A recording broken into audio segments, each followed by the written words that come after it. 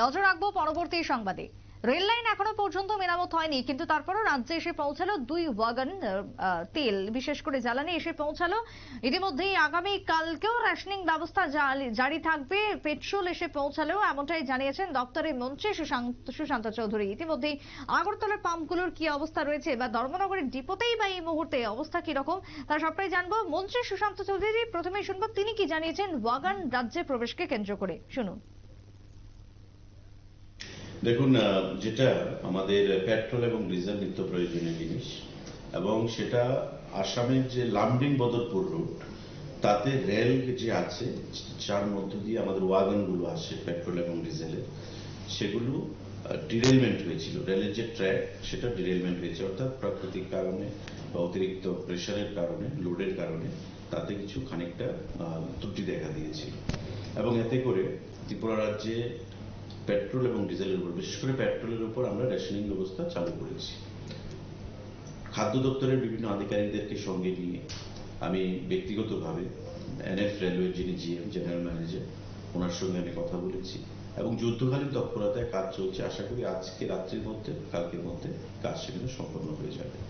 তারপরেও আমাদের আজকে ওয়াগন দুটো তেল মানে পেট্রোল এবং ডিজেল নিয়ে রাজ্যে এসছে। এটাও আমি আমাদের সামাজিক মাধ্যমে প্রদান করেছি যে এই যে ওয়াগন দুটো এসছে তাতে করে আমাদের 8 থেকে 10 দিনের তেল সেখানে চলবে সারা রাজ্যে। এবং এনএফ রেলওয়ে জিএম এর যা বক্তব্য যে আগামীকালকে রাত্রির মধ্যে এই যে সারাইয়ের যে কাজ চলছে এই বদরপুর এবং লামডিং যে রোডে, সেটা সারাই হবে। এবং আমাদের আশা কাল রাতের মধ্যে যে বর্তমান ওয়াগন আমাদের এসে পৌঁছেছে ত্রিপুরা রাজ্যে ধর্মনগর ডিপোতে, সেটা সারা রাজ্যে কাল রাতের মধ্যে আমরা পৌঁছে দিতে পারবো পেট্রোল পাম্পগুলোতে। তো স্বাভাবিকভাবেই এখনো রেশনিং ব্যবস্থা চলছে।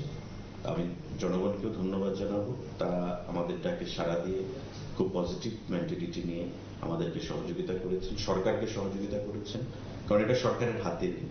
লামডিং বদরপুর রেডে আপনারা আগেও দেখেছেন, এবং প্রতি বর্ষার সময় জিনিসটা হয়, ইরোশন হয়, ল্যান্ডস্লাইড হয়, তাতে করে একটা অসুবিধা দেখা দিতে হয় পেট্রোল এবং ডিজেল সরবরাহের ক্ষেত্রে। কিন্তু এবার যেটা হয়েছে, রেল লাইনের মধ্যে ফাটল দেখা দিয়েছে এবং সেটা সারাই করতে কিছু সময় লেগেছে। তো আশা করি আগামীকাল রাতের মধ্যে সমস্ত জায়গায় পেট্রোল ডিজেল পৌঁছে যাবে এবং পুনরায় আমাদের যে সরবরাহ পেট্রোল এবং ডিজেলের সমস্ত ক্ষেত্রে পাম্পগুলোতে, সেগুলো আমরা পুনরায় চালু করব। মন্ত্রী সুশান্ত চৌধুরী বক্তব্য আপনারা শুনলেন। রেল লাইন মেরামতের উপরই নির্ভর করছে এই মুহূর্তে জ্বালানির সমস্যা। তবে কথা বলবো, টেলিফোন লাইনে রয়েছেন প্রতিনিধি মানুষ দে। এই মুহূর্তে দাঁড়িয়ে কি খবর, পেট্রোলের এই মুহূর্তে যোগান কতটা হলো রাজ্যে? হ্যাঁ সুপ্রীতি, যেটা আজকে রাজ্যের খাদ্য জনসংবহন দপ্তরের মন্ত্রী সুশান্ত চৌধুরী যেটা বলেছেন যে রাজ্যে ইতিমধ্যেই 2 ওয়াগন পেট্রোল এসে পৌঁছেছে ধর্মনগরে। সেখান থেকে আজকে রাত্রের মধ্যেই আশা করা হচ্ছে যে আজকে রাত্রের মধ্যেই বা আগামীকালকের মধ্যেই রাজ্যের সমস্ত পেট্রোল পাম্প গুলোতে পেট্রোল সরবরাহ হয়ে যাবে। এবং যেই পরিমাণ পেট্রোল এসছে আগামী 8 থেকে 10 দিন এই পেট্রোল দিয়ে চলবে। উনি আরো আশা আলো আমাদের দেখিয়েছেন যে লামডিং বদরপুর লাইনের যে ফাটল দেখা দিয়েছে সেই মেরামতির কাজ যুদ্ধকালীন পরিস্থিতিতে চলছে। এবং উনি ব্যক্তিগতভাবে এবং খাদ্য দপ্তরের আধিকারিকরা রেল দপ্তরের কর্তাদের সঙ্গে যোগাযোগ করার চেষ্টা করেছেন এবং যোগাযোগ করে ওনারা যেটা জানতে পেরেছেন যে আগামী কালকে রাত্রের মধ্যে হয়তোবা এই রেল লাইন সারাই হবে এবং সেই সময় আরো তেলের ওয়াগন রাজ্যে ঢুকবে। কিন্তু এখন মন্ত্রী বাহাদুর যতটাই বলুন না কেন উনি যে আগামী কালকের মধ্যে লাইন সারা হয়ে যাবে, কিন্তু সম্পূর্ণটাই কিন্তু নির্ভর করছে রেল দপ্তরের যে কাজ করছে সেই কাজের উপর।